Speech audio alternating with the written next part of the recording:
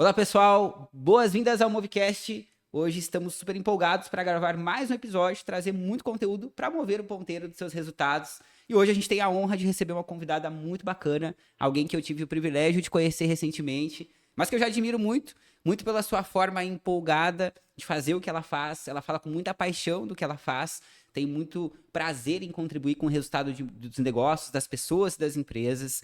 É uma pessoa que já moveu o ponteiro dos meus resultados, me fez indicações de livros muito boas, já também trouxe referências de pesquisa muito concisa. Então hoje temos a honra de receber alguém que vai contribuir muito com você. Simone, a Simone ela é advogada trabalhista há 17 anos, hoje ela vai além da lei, ela une direito, psicanálise e neurociência para criar ambientes de trabalho mais humanos, seguros e produtivos. Criadora de um método, o método inconsciente coletivo corporativo, sobre o qual a gente vai falar muito hoje. Então se prepara que vem muito conteúdo, papel e caneta na mão, certamente vai contribuir muito com você. Simone, boas-vindas ao Movecast. Eu agradeço, estou muito feliz por estar aqui e espero realmente ser uma contribuição. Maravilha. Simone, como que você está se sentindo hoje para o nosso bate-papo? Eu estou muito feliz, muito empolgada, né? Esse assunto eu adoro falar, que é sobre o inconsciente, unir a psicanálise, o direito. Eu sempre gosto muito de analisar as coisas de uma forma ampla, de uma perspectiva mais ampla. Por isso que eu fui unindo habilidades com o passar dos anos, né? Uhum. Não consegui me limitar apenas ao direito e sempre gostei muito de trabalhar com pessoas, porque direito do trabalho é sobre pessoas, né, sobre relacionamentos. Então acabei unindo várias outras habilidades para trazer sempre assim soluções mais interessantes, mais amplas, mais completas. Maravilha. A gente vai conseguir explorar muita coisa. Espero fazer as melhores perguntas para conseguir extrair o melhor de você também, Uhum. porque eu sei que tem muito para compartilhar com o pessoal. Pra gente começar, Simone, queria que tu contasse um pouco, compartilhasse com o pessoal e comigo também, porque como eu te conheci recentemente, entendi o teu momento de agora, mas seria interessante entender esse histórico também. Então conta um pouco de você, conta um pouco da tua jornada até esse momento. Bom, eu sou formada em direito. Desde que eu estava na faculdade, eu já comecei a atuar com empresas.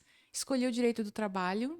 Na verdade, hoje assim percebo o quão isso faz sentido para o meu modo de ser, de viver, sobre o que eu gosto de estudar. Então, realmente foi uma escolha de coração que eu fiz, assim, né, para realmente poder contribuir com as pessoas com todas as minhas habilidades. Eu sempre gosto de dizer que a gente não deve se economizar, então eu sempre busco, né, entregar as coisas de corpo, alma e coração, né, né, de tudo que eu faço. Então eu atuei por 17 anos sempre com foco exclusivo em empresas, né, fiz todas as coisas relacionadas ao direito do trabalho, fiz processos judiciais, individuais, coletivos, né, Ministério Público, Ministério do Trabalho. Fiz intermediação de negociação de sindicatos, atuei em inquéritos civis, fiz muitas investigações internas, né, de denúncias que as empresas recebiam, fiz muitos treinamentos, palestras, atuei com liderança. E nesse caminho eu nunca consegui me resumir apenas ao direito. Eu sempre busquei compreender o conflito. Eu sempre digo que eu atuei de trás para frente, né? Porque eu comecei atuando no pior momento de uma relação humana, que é um conflito judicial. Então é quando não há mais nenhuma solução amigável, a gente terceiriza a solução de um problema que muitas vezes, né, traz muitas crenças, traumas, dificuldades para aquelas pessoas envolvidas, então elas preferem deixar para um terceiro que não conheceu nada, não conheceu o histórico, né? Porque no fim é sobre isso, um processo judicial, para que essa pessoa investida, né, pelo, né, judiciário faça a resolução do problema, de acordo com a legislação. Então, né, é um caminho, né, hoje muito comum no Brasil, porque o Brasil é o país mais litigante. E aí eu comecei a analisar essas questões, né, do porquê que a gente chega nesse ponto, muitas vezes, e quais são as raízes desses conflitos. Então eu fui indo de trás para frente para conseguir entender por que aquilo chegou naquele ponto, né, qual que foi a raiz. E Uhum. comecei a perceber que existem muitas questões inconscientes. Fui entender psique humana, fiz psicanálise, neurociência, sempre gostei muito de estudar comunicação, porque eu via a quantidade de processos judiciais que aconteciam puramente porque houve uma falta de alinhamento de expectativas. Então, eu sempre digo e uso isso na minha vida. Nós Uhum. precisamos alinhar expectativas. E aí eu fui incluindo essas questões até nos atendimentos que eu fazia, né, jurídicos. Muitas vezes as pessoas vinham assim, ó, a gente precisa redigir tal documento. E aí eu falava assim, tá, mas por que que vocês querem esse documento aqui, né? O que que vocês querem resolver com isso daqui? Aí a pessoa me trazia uma outra coisa que a gente não precisava fazer daquilo ou daquela forma, a gente tinha outros caminhos, né, para resolver aquilo de um jeito melhor, né, para as partes. Então, eu nunca me resumi só a ouvir e fazer o que me pediam, eu sempre buscava compreender o conflito, a raiz que estava atrás, né, desse conflito. Então, eu comecei de trás para frente esse caminho, que fez muito sentido para mim, consegui compreender. Eu acabei, assim, na minha trajetória no direito, em muitos casos, a gente conseguiu restabelecer muitos relacionamentos que já estavam indo para um patamar difícil de resolver, de reverter, e resolver muitas coisas sem precisar envolver o judiciário, né? Porque, queira ou não, um processo traz um trauma, né? Traz uma dificuldade relacional. Eu sempre costumo dizer que um processo judicial, ele resolve o processo judicial, ele não resolve o conflito humano. Muitas vezes, as partes envolvidas, se não chegavam a um acordo, porque no acordo às vezes se chega a uma resolução emocional, digamos assim, né? Mas se não ia para um acordo, ia para uma decisão judicial, uma das partes geralmente não ficava feliz, né? A que perdia não ficava feliz, então ficava aquela dor emocional não resolvida. Então eu sempre, né, é uma frustração que a gente carrega no direito de não conseguir, e também não é o papel do judiciário fazer isso, né? Claro que não. Mas, assim, do ponto de vista humano, era algo que me incomodava, assim, ficar aquela coisa que não... Que marca, né? Que não era resolvida, sabe? Então... E a pessoa vai levando, né? Porque assim como na nossa construção do nosso mapa individual, né? Na primeira infância, durante todo o nosso processo de formação também, e posterior a isso, todas essas marcas emocionais que geram esse impacto, né? Certamente vão ficando e a gente leva para outras relações, né? Então é interessante tu falar que tu fez esse caminho de trás para frente, porque realmente, quando tu entende que cada pessoa é um mapa individual, que nesse ambiente, o ambiente também muda a forma com que a pessoa se comporta e o que ativa nela. E aí, quando a gente mistura essas pessoas no mesmo ambiente e coloca um desafio, um objetivo no meio, a relação se torna muito complexa mesmo, né? E aí, naturalmente, a gente cria muitos cenários, né? Muitas situações. Mas muito interessante, eu imagino que nesse processo de descoberta, desde o movimento do direito mesmo, bem focado nesse processo de ponta, até essa etapa de descoberta, de pesquisa, de entendimento de outros campos que influenciam esse chegar nessa situação, certamente tu descobriu muita coisa e ficou nesse momento de incertezas, né? Muitas dúvidas, muitas incertezas para conseguir ir entendendo mais a fundo essa dinâmica, né, das relações. Eu, assim, tive muitos momentos de bastante alegria quando as pessoas vinham me falar assim, a gente quer fazer tal acordo de sair daqui, tem um executivo saindo e tal, então a gente quer fazer. Daqui a pouco o executivo mudou de ideia, tá, mas o que aconteceu, né? O pedido para mim era só, vamos ajustar isso daqui, mas aí eu não conseguia simplesmente fazer sem entender, né? Até porque, às vezes, a pessoa que pede, ela não sabe qual que é o remédio jurídico mais adequado, né? Ela acha que é isso, então a gente precisa investigar para ver se realmente é o melhor, né? E aí, quando a gente percebe assim, né, o que aconteceu, né? Nem às vezes a própria empresa conseguia compreender assim o que tinha acontecido para se gerar aquele conflito. Então eu sempre instiguei, não, mas em algum momento algo mudou, vamos ver o que é, né? Vamos tentar conversar com essa pessoa. E aí, estudando comunicação, também eu conseguia contribuir, né, de alguma forma, em alguma medida, para que aquela comunicação fosse mais assertiva. Então, a gente criava, estruturava uma forma de reunião para que aquela pessoa se sentisse mais compreendida, que ela se sentisse à vontade. E aí, o meu estudo de neurociência foi essencial para conseguir fazer a pessoa se sentir à vontade, não subir as barreiras de defesa do ego, né? Porque aí a gente sabe que o neocórtex, que é o racional, ele já fica mais abalado, a pessoa já não consegue mais pensar direito. Aí, o que entra em cena é o sistema límbico e o reptiliano, que são de defesa, né? De defesa emocional e defesa da vida. Então, assim, a gente criava uma forma para fazer com que a pessoa se sentisse à vontade para falar e a gente conseguir encontrar juntamente com a pessoa, porque às vezes nem ela sabia, né? O problema que estava gerando né? E é incrível. E, assim, houve muitas conversas muito interessantes, assim, que a própria pessoa sentia aliviada ao final porque ela conseguia se compreender. Porque eu sempre digo, já fiz várias mentorias individuais, as respostas sempre estão na gente. A gente já sabe das respostas. E é muito incrível que com o método que a gente vai falar, né? Hoje, as próprias pessoas trazem os problemas muitas vezes e elas trazem as soluções. É bem interessante, só que elas não conseguem ver. Elas estão inseridas naquele meio e às vezes uma pessoa de fora consegue interpretar um pouco melhor assim aquela situação, aquela dinâmica. Então, tive vários momentos, assim, que me deixaram bastante feliz, assim, de a gente conseguir auxiliar a própria pessoa a conhecer o porquê que ela estava insatisfeita, qual que era o problema. Nem Maravilha. sempre conseguimos resolver tudo, né? Mas eu sempre vejo que se a gente consegue evitar um conflito, um trauma emocional, eu acho que já é uma coisa que vale muito, Com assim. certeza. Até porque esse impacto das pessoas que estão envolvidas, elas vão gerar impacto em outros ambientes, em outras pessoas Geram e crenças, né? totalmente.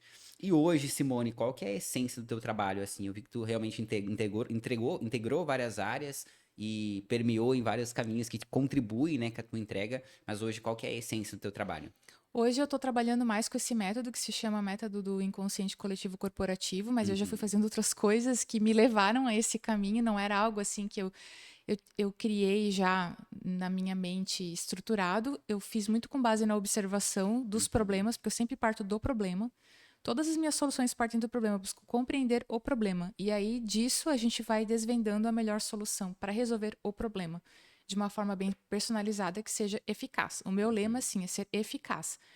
É fazer um trabalho numa empresa que ela perceba realmente diferença. Então, esse é o meu propósito. Então, esse método ele busca trazer para a luz situações ocultas no sentido de inconscientes, Uhum. situações que não são nomeadas, mas que influenciam diretamente o dia a dia.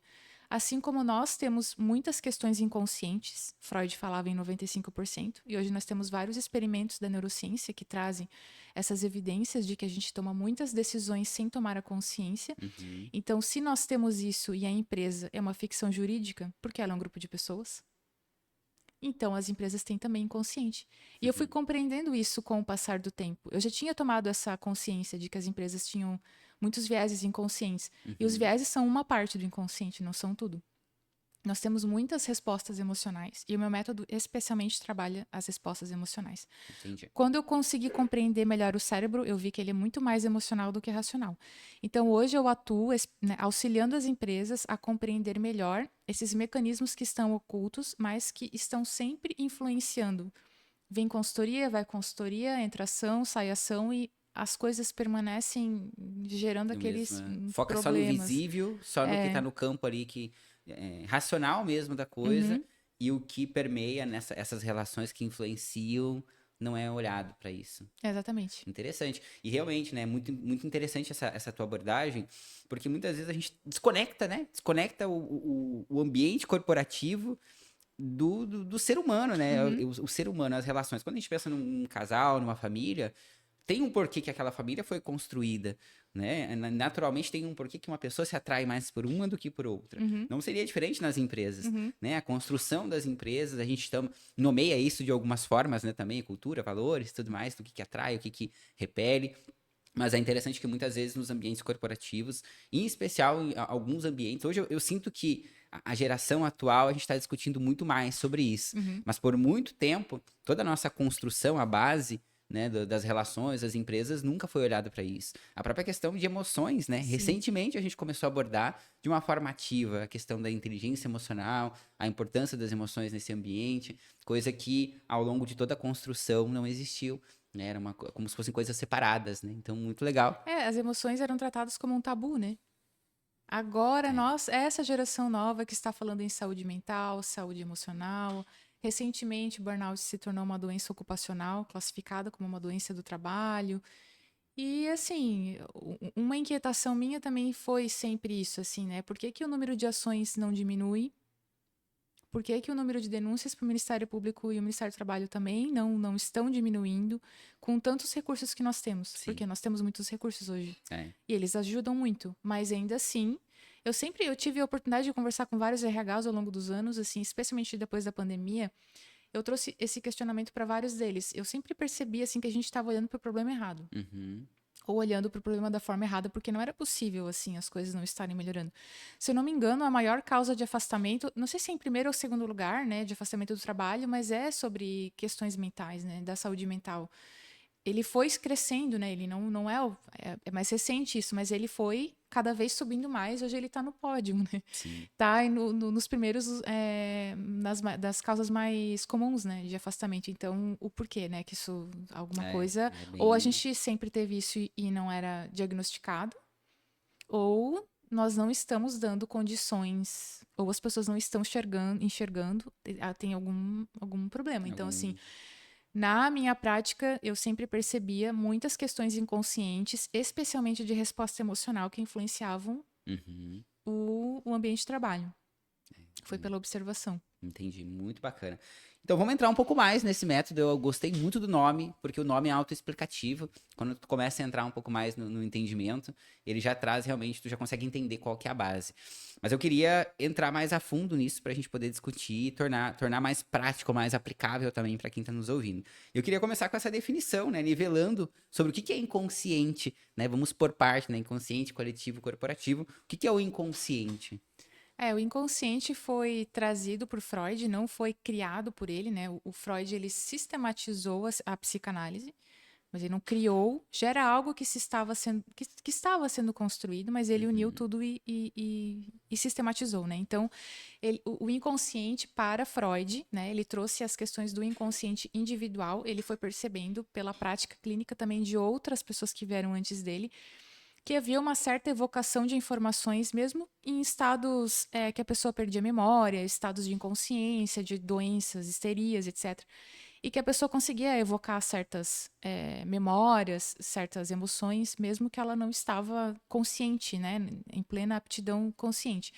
Então ele começou a perceber no dia a dia dele que havia algo que não era nomeado e ficava guardado. E aí ele começou a compreender o inconsciente como muitas memórias, que são memórias, emoções, traumas que são vividos pelas pessoas desde que a gente já nasce, mas que são armazenados por algum motivo, ou porque a pessoa não consegue lidar, ou porque é um trauma muito difícil, então fica lá guardado. E até que, só que ele fica guardado, mas ele sempre está influenciando a nossa vida, só que ele fica lá. Até porque hoje a gente já sabe que dentro dos estudos da neurociência, que não seria possível para o nosso cérebro ter todas as memórias disponíveis a todo momento, porque isso sobrecarregaria. Inclusive, assim, a gente já tem vários sistemas cerebrais que fazem a gente focar só no que importa. Isso é uma das raízes dos vieses, né? A gente acaba focando no que importa para o momento. Então, mesmo que a gente vá todo dia para um lugar, se a gente fechar o olho e tiver que descrever aquele lugar, a gente não vai lembrar com precisão, ainda que a gente olhe para aquele lugar todos os dias durante 20 anos. Então, é por isso que também não seria possível a gente evocar essas memórias, esses traumas a todo momento. E aí o Freud percebeu que 95% disso, das nossas decisões e do nosso viver, ele é inconsciente. É muito grande. O pessoal do marketing já descobriu isso há muito tempo, né? Então, nós já vemos o uso da estratégia do inconsciente pelo marketing, pela política e pela propaganda, publicidade, etc. Eles trabalham com arquétipos também, já. A gente tem mais estudos de arquétipos em relação a esse tema. E aí, o Jung, ele era contemporâneo a Freud, eles trabalharam juntos um tempo, mas eles divergiram por alguns motivos, e aí o Jung ele trouxe o conceito de, ele não rechaçou, ele não criticou o modelo do inconsciente trazido pelo Freud, que é o individual, mas ele acrescentou um inconsciente que ele chamou de coletivo, que é como se fossem padrões primordiais, formas de modelos que nós já nascemos com isso. A gente nasce depois desses modelos primordiais. Não é um estudo muito simples, mas eu vou tentar simplificar aqui, né? Tecnicamente é mais complicado que isso. Mas é como se fossem moldes. E os arquétipos são as manifestações desses moldes. Então, por exemplo, um arquétipo, e assim, o Jung, ele não numerou arquétipos, ele trouxe alguns, inclusive ele fala que existem 2 arquétipos que são conscientes, que é o da persona, acho que são 2, o da persona e do eu, que nós temos consciência do nosso eu, do nosso self, assim, né? Que é a nossa completude, e da persona, que é a máscara social que a gente cria. A gente cria várias personas com o passar do tempo para se adaptar aos ambientes e tal, né? Então, os arquétipos são essas manifestações. Esses dias eu vi uma professora, ela trouxe uma figura interessante para a gente compreender melhor, né? O inconsciente pessoal é como se fosse aquele iceberg, né? Então, aquela pontinha é o nosso consciente, os 5% ali que a gente consegue pensar racionalmente. E toda aquela raiz que fica para debaixo d'água é o inconsciente. Na visão do Jung, é como se houvessem várias ilhas dentro do mesmo mar. O mar é o inconsciente coletivo e os arquétipos. a parte da Terra que fica para baixo, né, seria o inconsciente pessoal. E o que fica para cima, que é uma parte mínima, é o consciente. Então, são modelos. Por exemplo, a mãe é um arquétipo que o Jung ele fala bastante nos livros dele. Existe um molde de mãe que significa acolher, nutrir, né, maternar. E a partir disso, há um molde, existem os arquétipos, que são formas predispostas, que são moldadas de acordo com cada cultura. Então, existe a mãe boa, a mãe nutridora, existe a mãe má, existe a deusa, existe a bruxa, existe a Iemanjá, existe a mãe de Jesus. Então, assim, a gente vai dando forma. Os arquétipos, eles criam essa manifestação de acordo, né, com a cultura. Então, por isso, o Jung ele percebeu que esses formatos eles existem independentemente do lugar. Ele fez uma pesquisa super ampla e bem complexa da filosofia, de filósofos antes de Cristo, muito antigos, que já traziam muitos formatos que já eram compreendidos naturalmente pelas pessoas. Um exemplo muito comum, por exemplo, é a jornada do herói. Ele percebeu que em culturas isoladas, muito antigas, já se compreendia essa jornada do herói, do sábio. Então, ele fala de alguns arquétipos, mas ele não traz uma limitação, porque é impossível. Os arquétipos fazem parte da cultura, da nossa vida, né?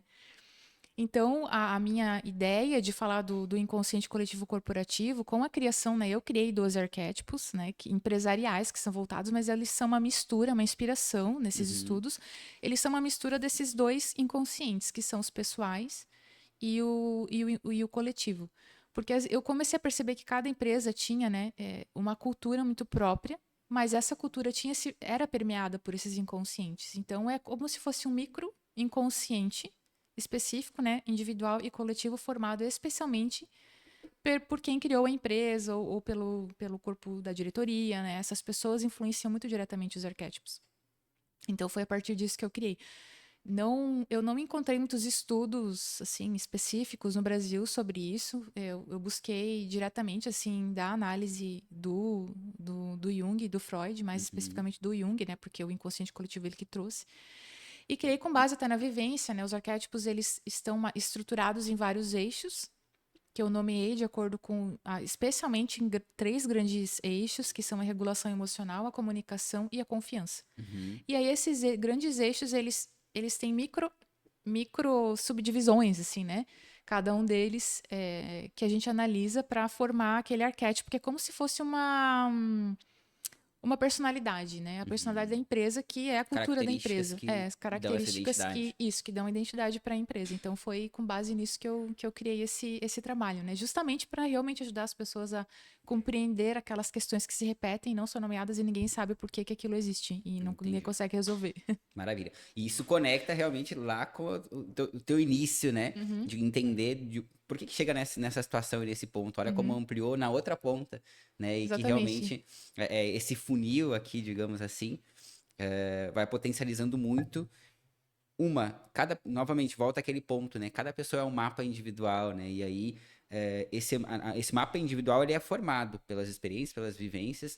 E é interessante realmente pensar que quando alguém fundou uma empresa, ele estava num contexto, numa situação, ele tem as crenças dele e, naturalmente, ele vai projetar essas crenças do que é o ideal, do que é o necessário para esse ambiente, né? Então, Exatamente. realmente é bem interessante. E aí, naturalmente, começa a atrair as pessoas que ficam e que vão permanecer, que estão alinhadas com aquilo, que Uhum. também vêm dessa mesma forma, né? E é interessante porque cruza com muitos estudos, né? O estudo do DISC, por exemplo, que é um fundamento muito minha análise também, quando a gente pensa em um perfil mais dominante, que é aquele perfil bem focado em resultado, e que naturalmente ele tem um porquê que ele é focado em resultado, e como ele projeta isso para o time, naturalmente, pessoas que conseguem viver nesse ambiente, que possivelmente já tem uma pressão um pouco maior, um olhar mais direto e reto, essas pessoas vão viver melhor nesse ambiente, vão se sentir confortáveis, né? E aí, se tu pega um perfil estável, por exemplo, que conflita um pouco com essa energia dominante, naturalmente, claro, funções específicas, esse perfil vai conseguir agir melhor ali, mas dependendo da função e dependendo do ambiente, esse perfil não vai conseguir se sentir bem ali, né? Então, realmente interessante e entender essa lógica de ilhas, né? Porque a gente sai tem o conceito do iceberg, no sentido individual, mas quando a gente pensa em ilhas, realmente a gente está naquele mar ali, naquela empresa que é o mar, e aí tem várias ilhas ali Todos que são as conectados. pessoas, todos conectados. Uhum. E que quando sai um e entra outro, muda a dinâmica, né? Muda a Então é dinâmica. interessante. E aí isso conecta muito com o estudo de como os líderes são pilares de cultura, Uhum. né? Porque quando um líder vem para um ambiente ou sai de um ambiente, ele tem um impacto muito grande na cultura, é como se fosse uma ilha maior ali, né? Uhum. Justamente porque o movimento dele vai ressoar em todos os demais, né? Então é interessante essa dinâmica e muito legal esse teu estudo de trazer arquétipos para ajudar nesse entendimento, porque não é uma dinâmica simples, Não. Uhum. é complexo e muitas vezes o líder chega com a competência técnica para o ambiente, para que ele consegue fazer o que ele fez, porque ele já fez em outros ambientes, ele tem essa competência, mas aquele ambiente não funciona. E para as pessoas que estão à frente do negócio, contratando, estruturando estratégia e tudo mais, entender isso potencializa muito, porque daí tu tem outras ferramentas na mão para entender o que vai funcionar naquele ambiente, né? Ou Uhum. qual é a transformação cultural que eu preciso construir para se alinhar ao que eu espero, né? E aí, falando de arquétipos, eu quero entrar nesse ponto já também. Eu queria que tu trouxesse um pouco mais, assim, quais são os arquétipos predominantes, nomeasse um pouco esses arquétipos para a gente entender um pouco mais, e quais são os dominantes que tu tem visto na maioria das empresas que tu tem conversado. Uhum. Eu criei 12, né, inspirada numa autora que ela criou 12 arquétipos, alguns com base no Jung, outros ela criou, que são aplicados ao marketing. É um livro bem interessante mesmo. A gente percebe como isso é utilizado, a gente não percebe. Políticos, artistas internacionais, cantores, bandas, grandes marcas, todo mundo usa o arquétipo porque o arquétipo ele é simbólico. Toda vez que ele é evocado, ele conta uma história. E juntamente com ele vem sentimentos, emoções, memórias, lembranças.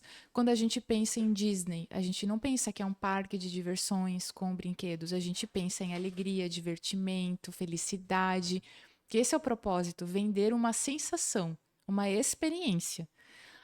Durante um tempo, enquanto não havia concorrência, não havia essa necessidade das empresas de criarem um sentido. Quando houve, né, e essa autora ela conta isso, essa necessidade das empresas de se diferenciarem porque passou a ser fácil copiar o negócio, o produto e a qualidade já não passou a ser mais tão importante para o consumidor. O que passou a ser importante foi a sensação, o consumo da sensação. Que sensação aquilo traz? Que gera conexão, É, que né? gera conexão. Então, ela traz esse estudo, é bem importante, bem interessante. Eu fiz os 12 arquétipos com base na minha própria vivência, nos meus estudos, e mais fundamentado no Jung ou no Freud. Eu não vi isso realmente. Eu não sei se alguém trabalha com isso, eu não encontrei aqui no Brasil, não sei se no exterior tem.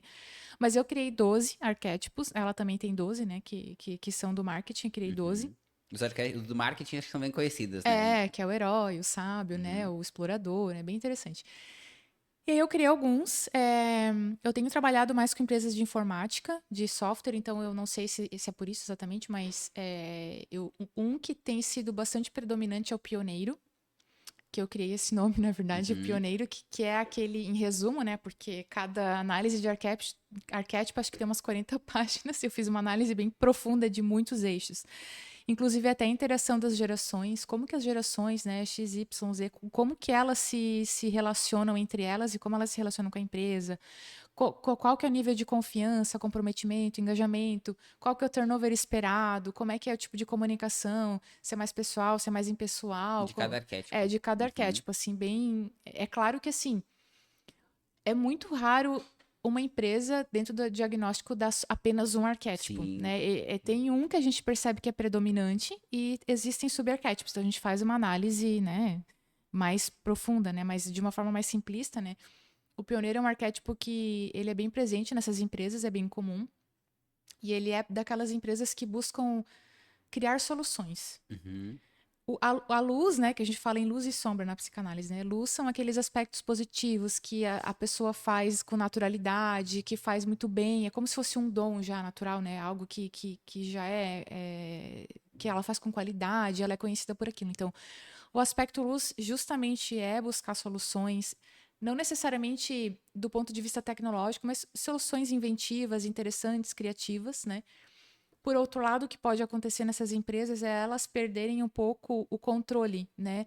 Não amadurecerem bem uma ideia antes de colocá-la em prática. Então, ficam muitos projetos andando e as pessoas, às vezes, pode ter ruídos de comunicação, especialmente nesse ponto. As pessoas podem se sentir mais, assim, deixadas de lado. As que não têm esse arquétipo, especialmente, elas podem levar para o lado pessoal, achar assim, eu não dou ideia, mas eu tenho outros talentos, mas por que que eu não sou importante para isso? Então, eu analiso os tipos de comunicação, os tipos de ruído mais comuns em cada arquétipo, né? Então, nesse arquétipo pode acontecer isso. Feedbacks muito focados em trazer inovações, nem sempre as pessoas têm, né? E também nem sempre para todas as funções é necessário Sim. ter essa habilidade, né? E é bem complicado porque eu vejo muito até na prática que as pessoas levam muitas coisas pro lado pessoal. E há um viés, né? A gente estuda todos os vieses mais comuns aos arquétipos e um viés que é muito natural na nossa vida é o arquétipo da afinidade. Então, muitas vezes, aquele arquétipo, a empresa tem, né? Especialmente seus líderes têm o arquétipo do pioneiro e acaba, às vezes, tendo uma tendência a promover, a compreender que o talento é mais importante para quem também tem, né? Então, por exemplo, se tem uma pessoa que trabalha lá que tem o arquétipo do regulador, e o regulador é um arquétipo de pessoas que gostam muito de ter tudo, normas internas, corretas, procedimentos, vamos estressar essa ideia até colocar em prática, que tem um controle de como está cada projeto, ela vai ter dificuldade, ela pode até levar as coisas para o lado pessoal, mas é aí que está o inconsciente. Às vezes ninguém está levando nada para o lado pessoal. E às vezes até da gestão da empresa que entende que seu arquétipo é o pioneiro, porque toda a empresa a gente precisa dessa diversidade de perfis, de arquétipos também, né? Exatamente. Eu falo de perfis por conta do DISC mesmo, Mas né? Mas se eu tenho, por exemplo, sentido. alguém, uma pessoa analítica, por exemplo, vamos pegar o time de desenvolvimento, já que tu falou da área de tecnologia. Se eu tenho um time de desenvolvimento, todo mundo pioneiro. Cadê a galera que vai dar continuidade? Que normalmente o pioneiro ele tem essa tendência. Pioneiro, eu tô pegando a referência, né, Aham. da pioneira, a pessoa que Isso. constrói, que Aham. cria, tem a tendência de criar, mas nem sempre de continuar isso, né? Então é interessante entender realmente qual que é a minha predominância, qual que é a minha estrutura e o que que falta para mim, a luz e sombra que tu trouxe, né? Então Exatamente. É por isso que tem que ter essa consciência. O meu arquétipo é Uhum, do pioneiro, estou em simbiose com a empresa, eu sou líder, estou em simbiose, mas eu tenho abaixo de mim várias pessoas que são reguladoras. ótimo. E criam muitos conflitos. E eu estou dando esse exemplo porque eu estou fazendo uma mentoria com uma liderança que me procurou justamente, né? Eu falo que as empresas trazem os sintomas, né? Dentro da psicanálise a gente fala sintomas. Eu tenho dificuldade de comunicação. Então, esse era o sintoma dele. Eu passei o diagnóstico e percebi que ele tinha o mesmo arquétipo que a empresa. Então, ele tem muita simbiose com a empresa, ele consegue compreender naturalmente muitas decisões da empresa. Os arquétipos secundários são diferentes, então são nos pontos de divergência dos arquétipos que ele também tem divergências com a empresa. E isso trouxe consciência, ele conseguiu compreender.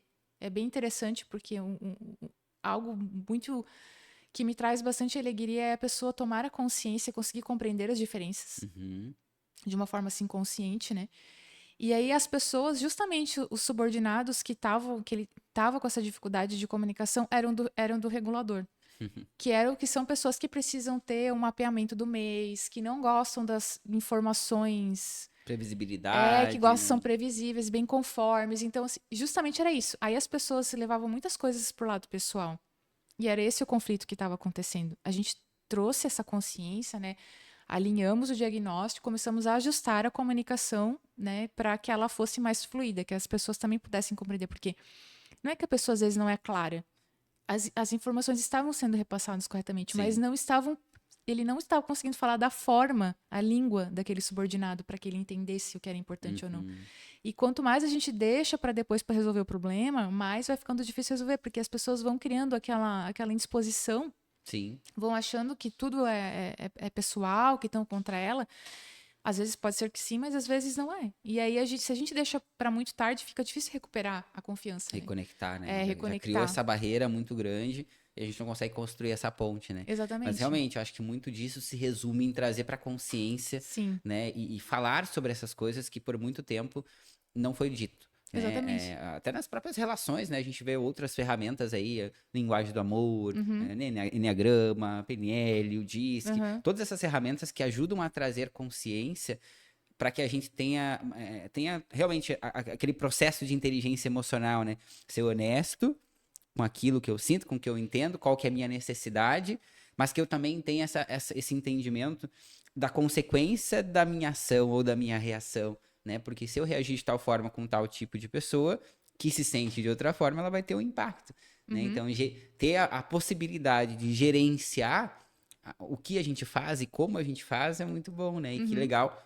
esse teu método, essa tua ferramenta também de trazer mais consciência e bem conectado com o corporativo, né? Porque muitas vezes algumas ferramentas se distanciam um pouco desse contexto, e aí eu acho que a gente traz fundamentação, até em nível de feedback, né? Que tipo de comunicação funciona mais com tipo de perfil. Né? Exatamente. E aí até eu queria conectar esse ponto contigo também, com a questão de cultura, né? A relação de cultura. A gente fala muito de cultura orgânica, cultura intencional, e eu, no meu entendimento e na minha busca também, essa cultura intencional, ela passa justamente por esse cenário, de entender a consciência, né, de como eu tô hoje, qual que é a minha estrutura atual, qual que é o meu objetivo daqui para frente, onde eu quero alcançar, onde eu quero chegar de fato, e o que que eu preciso para que isso aconteça, né? Então, se eu tenho, por exemplo, eu preciso estruturar o meu ambiente e eu só tenho pessoas pioneiras, possivelmente eu preciso desenvolver a habilidade de outro arquétipo para que a gente equalize ou trazer pessoas que equalizem. Então, eu queria que tu falasse um pouco da relação do teu método com cultura. Se tem uma relação com isso que eu falei, qual que é a tua percepção desse ponto? Ele tem tudo a ver porque ele é a cultura, faz parte, né? É a parte invisível da cultura, eu diria. Quando a gente passa o diagnóstico, vê, a gente consegue perceber o nível da cultura, o quanto ela realmente está alinhada, o quanto que está escrito no papel está alinhado. E a gente consegue também identificar se a empresa está conseguindo compreender o que ela precisa ajustar.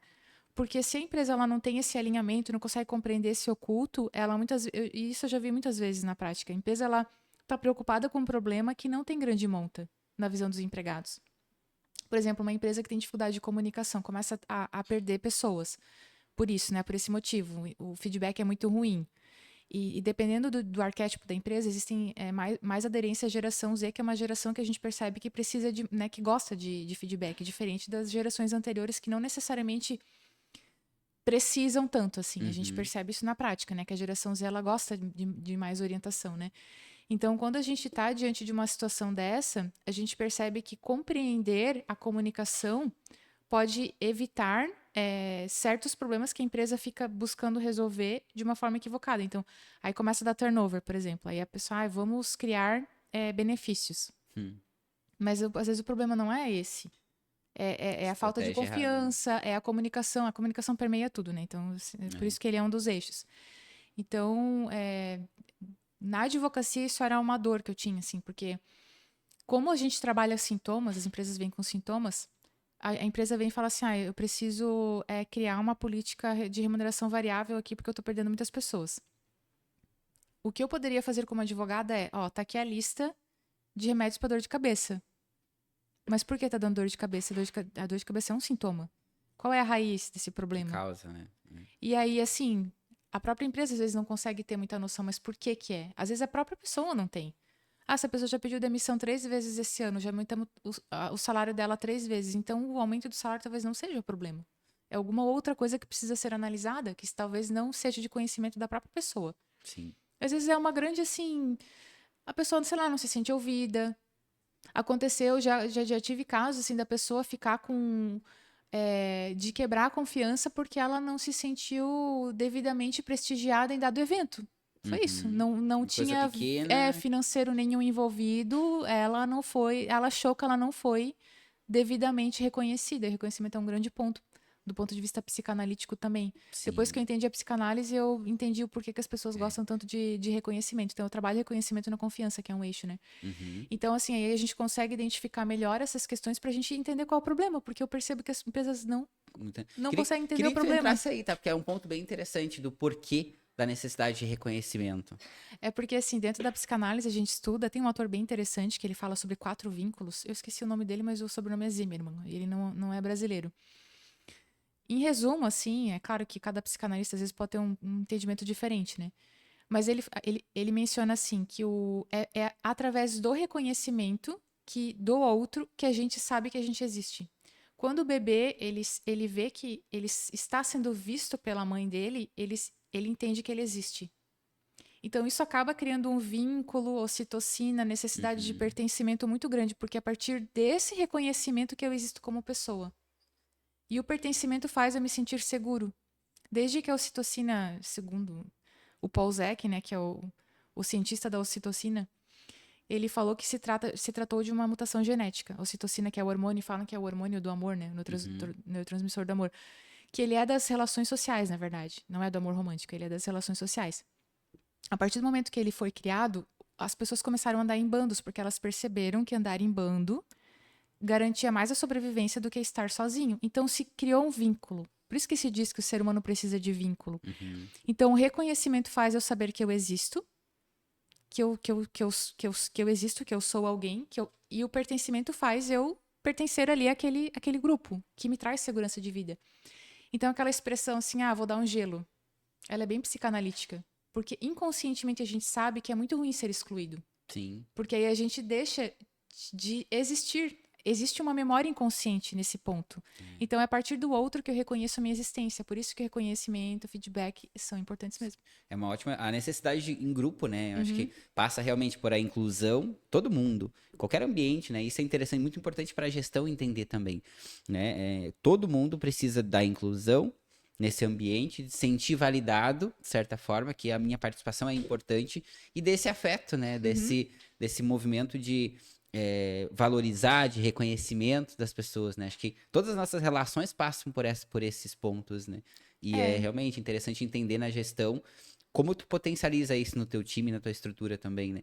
Para evitar situações que às vezes é um pequeno detalhe que se torna algo muito grande, né? É bem interessante que até a jurisprudência, né, os julgados, que não. A lei não é baseada na psicanálise, né? Sim. Mas propriamente a lei é feita por pessoas que também inconscientemente percebem isso. Então, quando a gente vê um caso no qual a pessoa alega que ela foi excluída, ainda que todos os direitos foram pagos, a empresa ela pode ser condenada a pagar alguma indenização por dano moral pelo simples fato de ter excluído aquela pessoa de um grupo, de não ter chamado ela.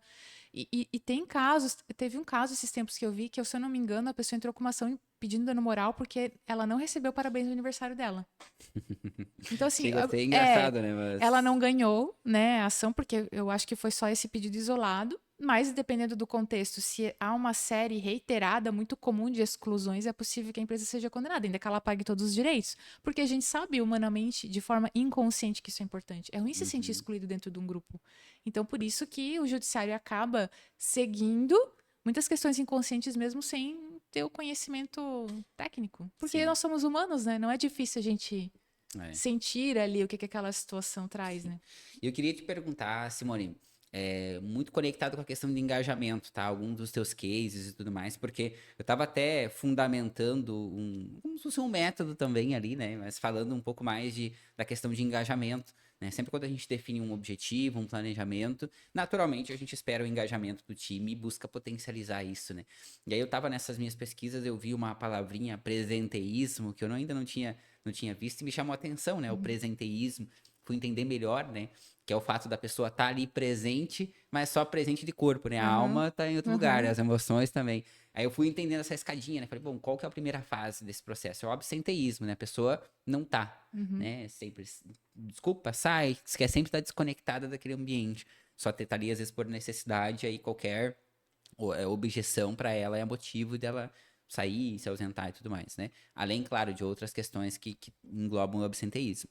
Mas aí o presenteísmo vem na sequência desse degrau, que é a pessoa que só tá de corpo e alma não, né? Depois vem o engajamento, a pessoa engajada, que é aquela que ela tá conectada, ela tá engajada, mas que ela depende de motivações externas para ela manter esse engajamento. Senão, por si só, ela para. E o presente, eu defini dessa forma para catalogar o presente, que é a pessoa que tem uma automotivação, ela está num nível de conexão maior. Normalmente a gente encontra isso nas lideranças, mas também em várias outras pessoas do time que estão com uma conexão maior, assim, com o objetivo, enfim, com o propósito da empresa. Nós esperamos que todo mundo esteja assim, né? É o sonho de todo mundo que toca o negócio. Mas eu queria que tu trouxesse um pouco, assim, E pode ser através de um case, de um exemplo que tu viu, essa potencialização do engajamento a partir de algum alinhamento ou a partir de algum ajuste que foi feito, inclusive, com o método. Eu sempre digo, né, e é um eixo, é o terceiro eixo que a gente trabalha, é a confiança. Para mim, precisa ter confiança para ter engajamento. O primeiro pilar é a confiança. Eu passei um ano da minha vida estudando isso. O que que faz a pessoa engajar? Eu comecei por aí meu estudo. Li vários livros que falaram de engajamento, cultura, confiança. Eu explorei outros tipos de relacionamentos humanos, relacionamentos amorosos, familiares, lealdade. Estudei muito felicidade. O que que traz felicidade para o ser humano? Eu li um livro que tu deve conhecer, que é Uma Motivação 3.0, foi bem Uhum. interessante também. Li várias coisas, fiquei um ano basicamente fazendo curso, palestras, assistindo palestras e tal. E todos falavam a mesma coisa. Nenhum relacionamento se sustenta sem confiança. Pode até existir, mas ele não vai ter engajamento. Então, Uhum. o primeiro ponto que nós precisamos trabalhar sempre é a confiança. O funcionário ele até fica na empresa por necessidade, mas ele não vai ser engajado. Ele vai se economizar, ele não vai dar o melhor. Ele vai criar, e aí entram os vieses, né, que a gente também trabalha, dentro do pilar da regulação emocional. Os vieses de confirmação, os vieses de afinidade, tudo vai contribuir, né? Esses vieses vão contribuir para ele cada vez mais se afastar do engajamento. Então, existem muitas ações, e desses livros e estudos que eu fiz, eu acabei mapeando uma série inúmeros, assim, de tudo quanto é tipo, jeito, de ações que as empresas podem fazer para trazer esse engajamento, porque ele é muito humano. Não necessariamente ele precisa ter custo financeiro. Ele Uhum. vai ter custo de hora, né? Porque precisamos fazer algo, né? Então precisa ter horas Mas não se para resume isso. a pagar alguma Mas coisa não se resume a necessariamente. pagar. E assim, tem muitos casos de empresas que, por exemplo, assim. Teve uma empresa um tempo atrás que eles criaram um sistema, eles identificaram que, por algum motivo, eles identificaram necessidade de as pessoas reconhecerem de forma horizontal umas às outras. E Uhum. eles trabalharam isso dentro da cultura. Eles fizeram um sistema de pontuação que todo mês cada um tipo tinha 100 pontos. E esses 100 pontos podiam ser distribuídos como forma de reconhecimento para colegas, líderes, qualquer pessoa da empresa. E aí eles fizeram isso, né? E eu não lembro se isso era convertido em algum brinde, era alguma se era brinde era algo bem assim simbólico, não era um brinde financeiro. E aí isso é interessante porque faz com que a pessoa, às vezes, ela não sabe todas as potencialidades dela. E aí isso vai validando o comportamento, né? Então, às vezes a pessoa é muito boa para falar com o cliente, fazer uma negociação, e às vezes ela não tem noção de que ela é tão boa assim. Aí ela acaba ensinando, auxiliando as outras pessoas, e ela vai recebendo esse reconhecimento. E isso trouxe um engajamento muito grande. Eu acho que a dificuldade era de engajamento entre as pessoas mesmo, assim. Cada um era uma ilha, não Uhum. tinha muita conversa, eles quiseram engajar as pessoas de forma horizontal. E aí fizeram isso e tiveram bons resultados, assim. Então, eu não lembro se eram brindes, eram coisas simples, não trouxe um custo muito grande. Uhum. Existem empresas que fazem mural, né? Dá um mural de agradecimentos e reconhecimentos para as pessoas escreverem. Já vi empresas fazerem um mural, alguma coisa assim, de uma forma escrita, para as pessoas compartilharem certas coisas, assim, de grandes conquistas ou momentos que elas achavam que valia a pena ser compartilhados das vidas delas, para que houvesse mais, assim, mais afinidade, né, entre as pessoas. Então, assim, não necessariamente precisa ter um gasto, mas existem muitas ideias. Essas ideias todas eu fui mapeando. E claro, respeitando o arquétipo, porque a nossa intenção não é mudar o arquétipo, né?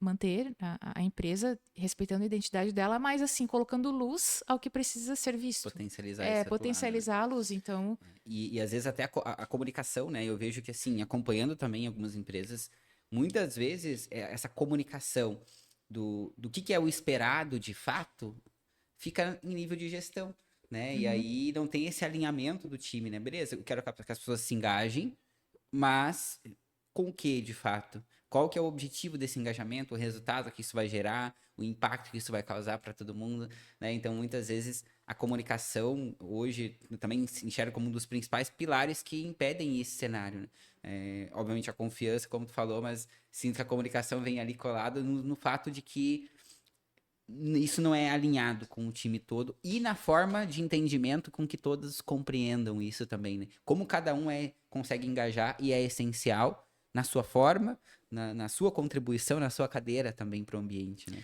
o engajamento a gente analisa de acordo com o arquétipo. Existem arquétipos que já têm um engajamento maior, porque eles têm uma relação mais pessoal, e existem alguns arquétipos que têm uma relação mais impessoal. Uhum. O arquétipo do comandante, por exemplo, que são empresas que têm um nível de hierarquia muito bem estruturado, que também tem bastante normativa já escrita.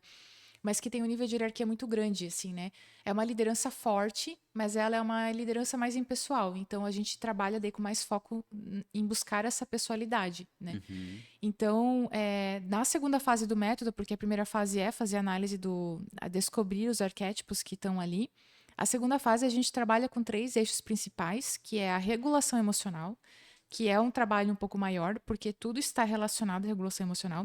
Pode entrar um pouco aí na regulação emocional, só pra gente definir e nivelar. O que, que Uhum. seria essa regulação emocional? Eu trago a regulação porque é mais um ponto de vista da neurociência. Uhum. Quando eu falo em regulação, eu digo que é como quando a pessoa está em estado de homeostase, que é estado de equilíbrio corporal, mental e emocional.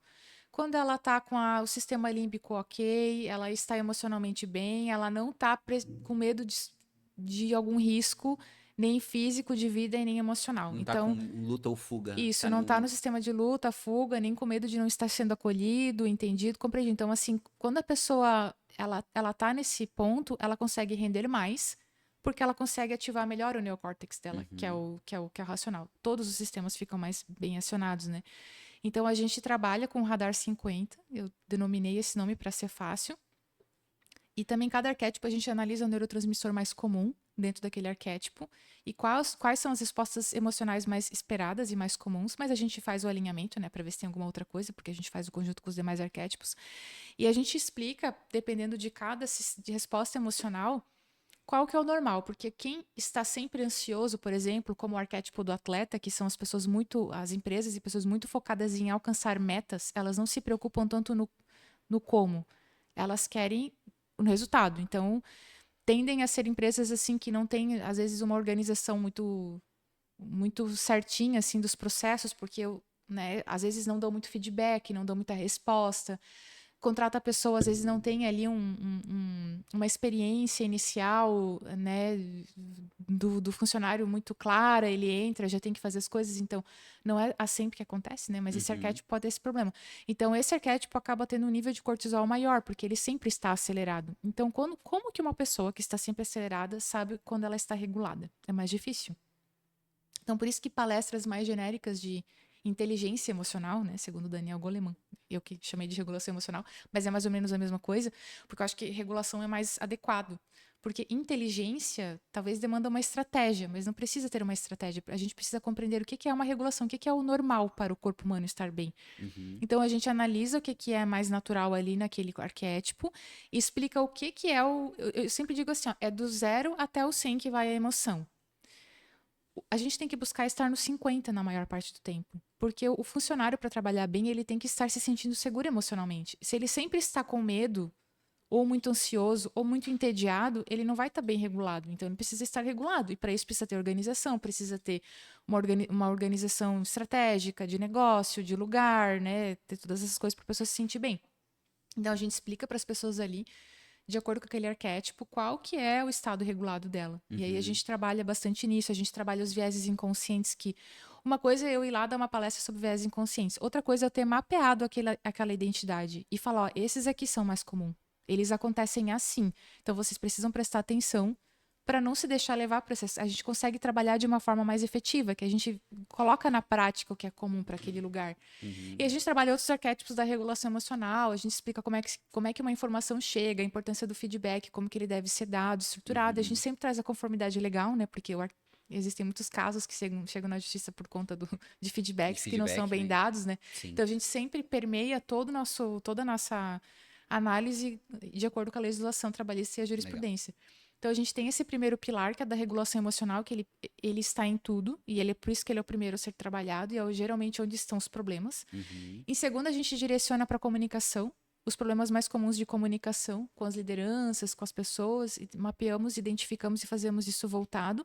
E o terceiro pilar que a gente trabalha com as lideranças é a confiança. E aí entra um engajamento, mais sombras que a empresa tem, como é que se tem conflitos intergeracionais ali, essas questões, assim, Uhum. mais de Legal. pessoas mesmo. Da regulação emocional, tu tem alguma dica prática aí para algum dos arquétipos ou de forma geral de exercícios que inclusive tu faz, mas para deixar pra galera também? Eu sempre falo da respiração, por mais básico que seja. E sabe que todo esse método, um dia eu estava numa palestra e eu estava vendo uma pessoa especialista em desenvolvimento humano, ela estava falando assim, o líder tem que ser de alta performance. E daí eu fiquei pensando naquilo. pensei, gente, eu acho que a gente tem que dar um passo para trás, assim, porque como é que a pessoa vai estar lá na boa performance se às vezes ela não sabe nem o que ela tá sentindo emocionalmente, assim, né? Ela Uhum. pode ter uma alta performance, mas a preço de quê, né? Com a incompreensão. Então, isso também foi me motivando, assim, que passo para trás talvez nós tenhamos que dar para chegar nessa alta performance de forma consciente e boa para todos que estão ali, né? Então, um exemplo que eu sempre dou, na verdade, algo que eu sempre falo é a pessoa precisa ter uma certa autopercepção. Muitas vezes a pessoa percebe o estresse, que é o mais comum hoje em dia, só quando ela já não está mais dormindo à noite. Quando o olho começa a tremer, quando ela começa a ter um desespero de chegar na entrada do trabalho, ou quando ela começa a ter trauma de falar com o cliente, ela começa a ter medo. Então, se deixa chegar, às vezes, a um nível que já está gerando alguma somatização, algum problema maior, porque a pessoa não tem essa autopercepção. Uhum. O corpo, ele tem que prestar atenção no corpo. O corpo dá muitos sinais. Isso acho que é uma coisa até que tu pode falar também, que tu tem bastante Uhum. conhecimento, né? Mas se a respiração fica curta, isso já é uma respiração falha. Ela já não está oxigenando bem o cérebro, os sistemas já começam a não trabalhar bem, se isso é comum. O cortisol, de forma muito reiterada, ele começa a manter o corpo em estado inflamatório. Então, isso vai fazendo com que as nossas células não sejam mais bem multiplicadas no processo do sono. Então, por isso que as pessoas vão adoecendo. Então, quando a respiração fica curta, a pessoa tem taquicardia, começa a ter medo, foge do que é natural, que é o estado de bem-estar, ela tem que começar a prestar atenção. Aí tem um Uhum. exercício que eu sempre falo nas mentorias. Faça o exercício dos porquês. Estou com ansiedade. Por quê? Porque estou com medo. Por quê? Porque estou com medo de errar. Por quê? Por que eu estou com medo de errar? E se eu errar, o que vai acontecer? Né? Eu fiz o meu melhor, eu já analisei tudo, eu pedi ajuda. Ai, não pedi ajuda, então vou pedir ajuda. Começa a fazer o exercício dos porquês, porque as pessoas estão tão no automático que ninguém percebe. Então, respirar, né? Perceber quando a respiração não tá mais boa, se a pessoa tá muito rígida. Já tem um indicativo. Ou a pessoa tá muito apática, tá se arrastando. O contrário, né? O arquétipo do regulador, do comandante, esses assim que são mais tem um perfil mais parecido com a indústria de muitos anos, que os processos já são bem alinhados, empresas que têm muito compliance, que também, por outro lado, podem ter um pouco mais de dificuldade de agilidade, né? Que tem todo esse processo, né? E estressam bastante as ideias antes de colocar em prática, né? Às vezes a pessoa pode ter uma certa apatia, uma falta de vontade por muita burocracia e tal. Então, também é o contrário, né? Do 50 ali da regulação, ela tá no 30. Uhum. Também não gera É, neurotransmissores agradáveis. Então, assim, sim. tem todos esses, né? Os arquétipos têm várias características. Então a pessoa tem que começar a perceber. Ela tá entediada, ela não tem mais vontade, ela começa a não ter mais vontade de dar ideia. E esse é o ponto que tu falou, né? Acho que é interessante, porque realmente cada arquétipo, cada pessoa tem uma tendência, uma necessidade diferente para autorregulação, né? Uhum, Mas acho que esse ponto realmente pega para todos, a autopercepção, né? Porque começa daí, né? uhum, Ponto de partida, se autoperceber para compreender qual que é a tua necessidade, né? Então acho que é um ponto bem interessante. E fica para vocês, né, que estão ouvindo também, quem lidera equipes, quem tem pares mesmo de equipe, prestar atenção, né, tanto em si quanto no seu ambiente também. E é bem isso que tu comentou, assim, realmente o corpo, ele já dá os sinais, né, e a forma com que a pessoa reage, ainda mais quando tu conhece essa pessoa, naturalmente tu já consegue perceber se tu tem uma escutativa e tem uma atenção com quem tá ali também, né. E certamente isso move muito o resultado de todo uhum, mundo, né, porque cria um ambiente mais harmônico também, um ambiente mais equalizado, digamos assim, né? E conseguindo explorar quando cada perfil tá mais equalizado no seu natural, né? Que o natural de cada um é diferente também, né? é, A gente consegue realmente extrair o melhor daquela pessoa que tem uma tendência maior a um resultado maior e a equalização para ela é aquele comportamento, quando é o outro lado também, alguém que precisa de um ambiente mais positivo, mais cauteloso. Então, começa a construir essas relações, assim, né? Mas muito bacana, Simone. Acho que a gente conseguiu explorar bastante ponto aqui também, né? Trazendo um ponto agora de planejamento estratégico, né? A gente está em uma fase, para quem nos ouve agora, a gente está em começo de outubro e numa fase de planejamento, né? Que começa normalmente ali em setembro, nesse segundo semestre, já para os próximos ciclos, assim, né? De que forma tu entende que essa tomada de consciência ou o que de fato quem está nessa fase poderia fazer também para potencializar o seu planejamento, porque todo planejamento ele é feito para ser executado, né, obviamente, e muitas vezes o desafio mora na execução, né? Uhum. É onde mora a maior parte do problema de todo planejamento, a execução, porque é ali que mora o desafio do jogo. Como é que você poderia, uma dica que tu poderia deixar, ou alguma contribuição, considerando o teu método também, considerando essa tomada de consciência, que ajuda a potencializar a execução? É bem interessante porque cada arquétipo vê a execução de uma forma, né? Uhum, Então, algumas empresas têm muito mais dificuldade de fazer a execução, como o pioneiro, como a gente já falou, né? Que tem muitas ideias e tende a fazer muito, se dedicar muito ao planejamento e nem sempre executar. Então, quando a gente começa a conhecer bem a personalidade do arquétipo, a gente consegue fazer um direcionamento melhor para que o planejamento ele seja mais assertivo.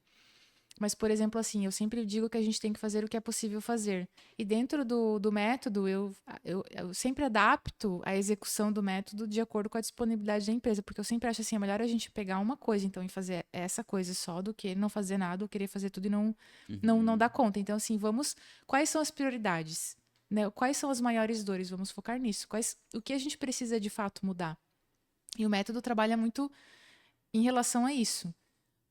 Assim, como a gente trabalha aqui com pessoas, né? Isso é uma prioridade, sabe? Ainda que a gente saiba que importante é o marketing, vender, né? Ter o cliente, porque sem o cliente nós não temos empresa, mas são as nossas pessoas que atendem as pessoas, né? As empresas, então a gente precisa olhar para o engajamento, para a confiança, porque eu sempre digo que assim como os líderes da empresa, ela sempre pode transformar alguém para que ela floresça no seu potencial, porque o trabalho faz parte do corpo humano, nós precisamos trabalhar, nós temos dons, habilidades que nós precisamos compartilhar. Uma pessoa que fica parada, ela pode até desenvolver doenças, né, se ela fica muito tempo parada. Então, o sim. corpo humano não foi feito para ficar parado. Então, a gente precisa contribuir, né? Faz parte da nossa fisiologia humana. Claro, assim como a pessoa pode florescer, a empresa pode ser esse ator social dessa transformação, ela também pode, ainda que não de forma não consciente, ela pode fazer com que a pessoa, né, não floresça. Então, eu gosto muito das empresas, sempre gostei muito de atuar com as empresas, justamente porque eu sei o potencial grande que as empresas têm em relação às pessoas, em relação à nossa sociedade, em relação a tudo. Então, tem que escolher o que importa, e eu acho que o pilar das pessoas é um pilar que sempre precisa ser bastante considerado. E o método, né, auxilia muito nesse reconhecimento.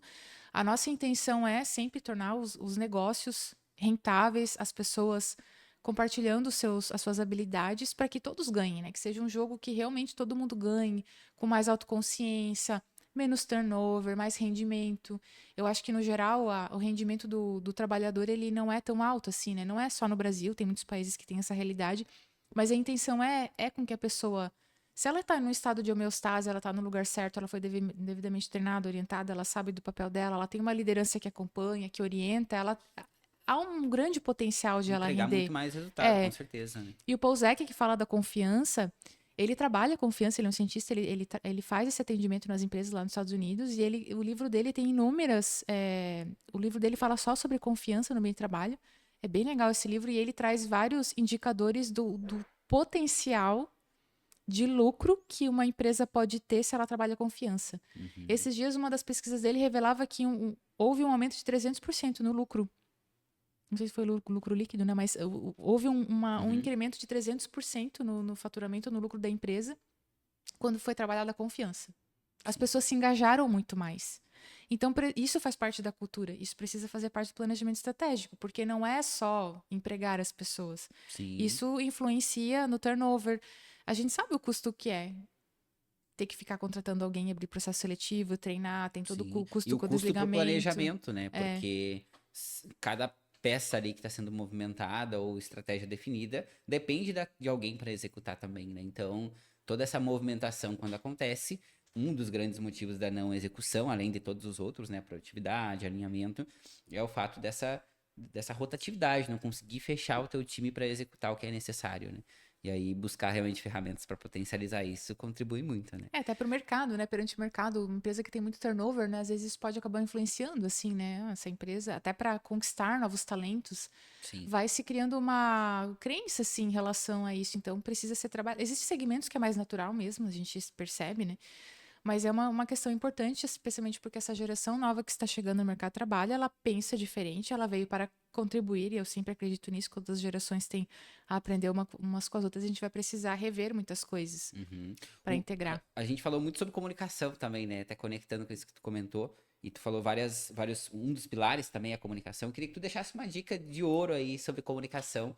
Seja a comunicação que tu se sentir mais confortável para as pessoas de forma geral, como se comunicar melhor, ou para empresas também, né? Como comunicar melhor os seus objetivos. Eu gosto muito de falar em alinhar as expectativas, porque já vi inúmeras ações trabalhistas, porque uma pessoa não falou bem uma coisa, a outra entendeu uma outra coisa, ninguém conversou para entender o que que era, e a pessoa entrou com uma ação porque se sentiu injustiçada, porque ela interpretou daquilo, mas a outra não falou aquilo, mas também não deixou claro. Então, existe algo muito comum das pessoas de acreditarem que ficou entendido. Não, mas ficou Uhum. entendido. Não, mas a pessoa deve ter entendido. Não. O óbvio tem que ser dito porque não há óbvio. O seu óbvio é o seu óbvio, não é da outra pessoa. A gente precisa deixar as instruções claras. Toda vez que eu redijo qualquer documento jurídico, eu tomo muito esse cuidado de, inclusive, se necessário, repetir, ser repetitiva para deixar claro do que ser omissa, né? Por uma redação mais clara, né? Mais resumida, não vale a pena. A gente precisa ser claro. Então, ser claro. Não ter medo de dizer não, de desagradar, porque também isso é muito comum. Sim. As pessoas acabam tendo medo, né? De serem claras porque elas não querem que a outra deixe de gostar. É bem humano isso, na verdade. A Sim. psicanálise fala muito sobre isso. Então, há um medo de desagradar, ser abandonado, rejeitado, mas não.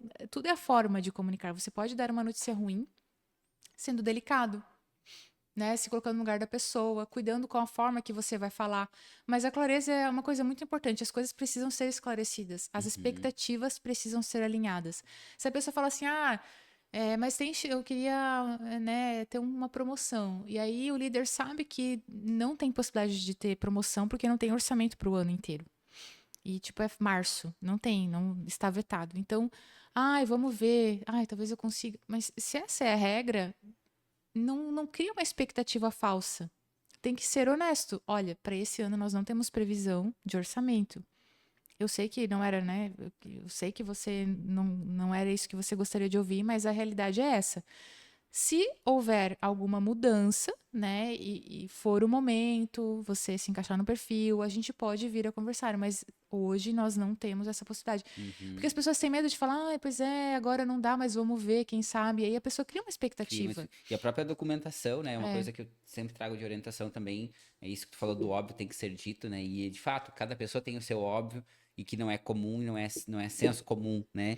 Então, documentar isso, né? Desde padrão de cultura, código de cultura, diretrizes, expectativas, trazer isso de uma forma palpável, onde a própria pessoa possa ler e entender se ela está enquadrada com aquilo ou se não está, né? Até num movimento de cultura que eu tenho feito agora também, quando a gente define valores, define competência por valores, o nível de cada competência que tu espera da pessoa, são formas de alinhar essa expectativa, né? Porque eu entendi que eu tenho aqueles pilares vão guiar o meu negócio para aquele objetivo que eu tenho, e aquelas competências são as necessárias para aquilo, e aí por níveis. É muito interessante realmente alinhar em todos os níveis, né, a expectativa, muito pela comunicação, porque normalmente é aí que mora o gargalo da execução também, né? As pessoas estão perdidas, sabem que alguém está esperando alguma coisa, mas cada reunião é uma coisa diferente que está esperando, não sei se você vai para cá ou vai para lá, né? Então é muito bacana. Bom, maravilha. A gente está se encaminhando para o final e temos uma pergunta bacana aqui para finalizar, ritual do podcast, do Movecast. E a pergunta é: imagina que tu tem essa possibilidade de deixar uma mensagem para todo mundo vai chegar para todos essa mensagem de algo que moveu os teus resultados e que tu tem certeza que também move o resultado de todo mundo. Que mensagem seria essa? eu sempre falo muito no autoconhecimento. A partir do momento que a gente começa a perceber que é sempre sobre a gente mesmo e não é sobre o outro, a gente começa a evoluir de verdade. Uhum, Na verdade, todo o trabalho começou comigo mesmo, porque assim como eu via as pessoas tendo conflitos, eu também tinha conflitos. E isso me movimentou a buscar compreender eu mesma e as pessoas. O Jung tem uma teoria dos espelhos, eu acho que é assim que ele chama, que ele fala que toda vez que algo que me incomoda, né? Algo que me incomoda no outro, na verdade, diz sobre mim. Não é sobre o outro. E quando eu comecei a levar a sério essa teoria e comecei a me dedicar a perceber o que me afetava no outro, eu comecei a perceber quais eram as dinâmicas ocultas em mim em relação àquilo. Às vezes as pessoas interpretam errado. Não é porque eu acho que uma pessoa é orgulhosa que eu também sou orgulhosa. Não necessariamente. Pode ser isso. Mas pode ser que eu tenha uma ferida de alguém que um dia me tratou com muito orgulho e eu me senti humilhada e eu acabei criando um certo trauma daquela situação. Então não significa necessariamente que eu sou orgulhosa, mas esse é um trabalho interno. Uhum. Mesmo quando a gente faz um trabalho terapêutico com psicólogo, psiquiatra, ele não tem um exame que ele vai conseguir entender que aquela é a crença. É muito sobre. Quanto mais a gente exercita o autoconhecimento, faz o exercício dos porquês, e esse exercício é muito legal. Todos Os os 5 mentores. porquês, né? Vai perguntando por quê. Até chegar na raiz. Eu já cheguei em muitas raízes que não tinham nada a ver com a minha Com pergunta principal, porque o eu sintoma fui lá na com o ponta. meu sintoma da ponta, porque eu mesma comecei a perceber que aquele sintoma era de uma dor lá da minha criação familiar. E isso estava me afetando na vida adulta e às vezes afeta as outras pessoas. Porque se eu, por exemplo, estou com uma dificuldade de fazer alguma coisa porque eu tenho um bloqueio, eu acabo, às vezes, estressando as outras pessoas que estão ao meu redor, parando alguém para me ajudar, às vezes, de uma coisa que não precisaria ser feita. Né? Se eu tivesse desenvolvido mais o meu autoconhecimento. Então, o autoconhecimento, ele começa da autopercepção. E como a gente já falou, o corpo sempre responde, a gente tem que prestar atenção nele, mas tem que prestar atenção nas emoções também. As emoções elas geram químicas, né? Sistemas químicos no corpo. Então, a Uhum. emoção, ela pode realmente fazer muitas coisas no nosso corpo, manter muitos sistemas automatizados, e a gente cada vez vai tendo mais dificuldade de perceber o que é normal, digamos assim, não que exista normal, né? Mas o que nos faz bem e o que não nos faz. Então, Uhum.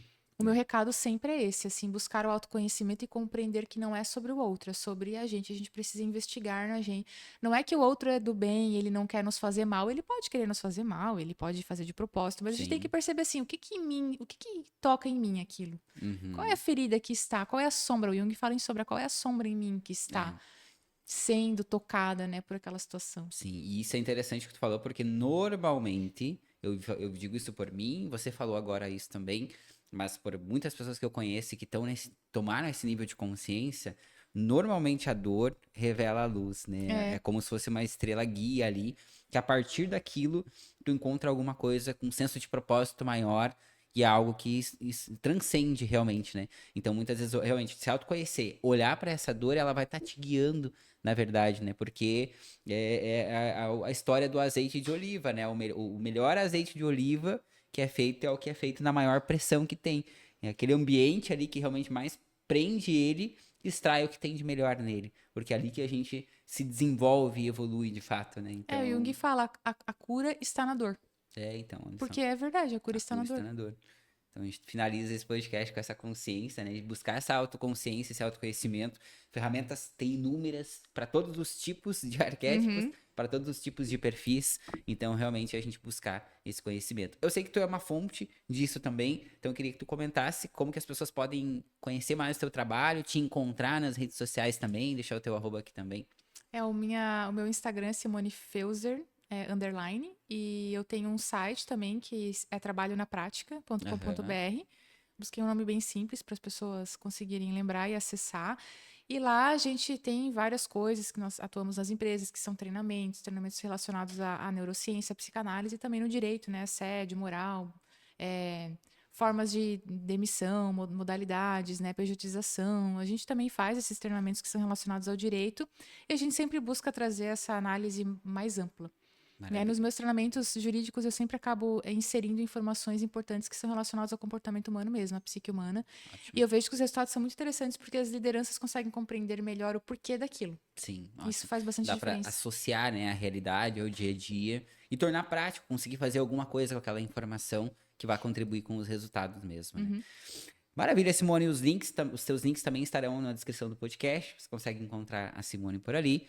Agradeço muito a tua participação, tua entrega também. Dá pra ver que tu tá muito conectada com o que tu faz e isso é muito bacana. É perceptível isso. E eu tenho certeza que tu vai poder contribuir com muitos negócios ainda através desse método também. Agradeço a tua participação. Se quiser deixar uma mensagem pro pessoal também. Eu agradeço muito. Eu realmente faço isso de corpo e alma e coração, como eu sempre digo. E achei ótima essa oportunidade, né? E a nossa troca aqui, então, né? Se alguém tiver interesse em saber mais um pouco, né? Eu fico à disposição. Maravilha. Tem uma lembrancinha para você também, de agradecimento. Uma lembrancinha até da Plant. Ai, que chique. É uma empresa que os produtos deles são todos produtos naturais, né? Feitos de plantas também. Então é uma marca joinvilense. Legal, adoro. Isso é um sabonete Ai, bem bacana. obrigada, adorei. Então use também. E maravilha, Coraçãozinho. agradeço a participação, pessoal que está nos ouvindo. Agradeço muito. A Lumen Pro também, que forneceu espaço para a gente fazer esse podcast, que foi muito bacana. Aguardo vocês nos próximos podcasts. Fico à disposição para contato e a gente vai conversando.